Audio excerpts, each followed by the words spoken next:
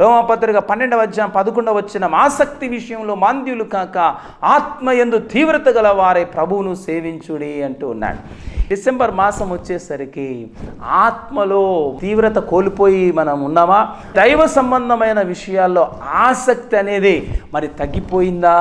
అయితే దేవుడు ఈరోజు మనతో మాట్లాడుతున్నాడు ఏంటంటే, ఆ కోల్పోయినటువంటి ఆ యవ్వనము, ఆత్మలో ఉన్నటువంటి ఆ యవ్వనము, ప్రార్థన అన్నా, స్తుతి అన్నా, వాక్య ధ్యానం అన్నా, అలాగే స్వార్థ విషయంలోనైతేనేమి తర్వాత చేద్దాంలే, ఇప్పుడు ఎందుకులే అనే విధంగా మనం ఎక్కడ చేస్తాంలే, మనం ఎక్కడ సాక్ష్యం చెప్తాం, మన వల్ల ఏమవుతుంది, వాక్యానుసారంగా మనం ఎక్కడ జీవిస్తాం, వారంటే గొప్ప భక్తులు మనం ఎక్కడ జీవిస్తాం, ఆసక్తి కోల్పోవడం అంటారు దీన్ని ప్రియమైన దేవుని బిడ్డలారా. అయితే నేను కూడా పౌలు వలె జీవించాలి, నేను కూడా ఏలియా వలె జీవించాలి, నేను కూడా మోషేలాగా జీవించాలి, నేను కూడా యోసేపు వలె జీవించాలి. ఎందుకు జీవించలేని? జీవిస్తాను.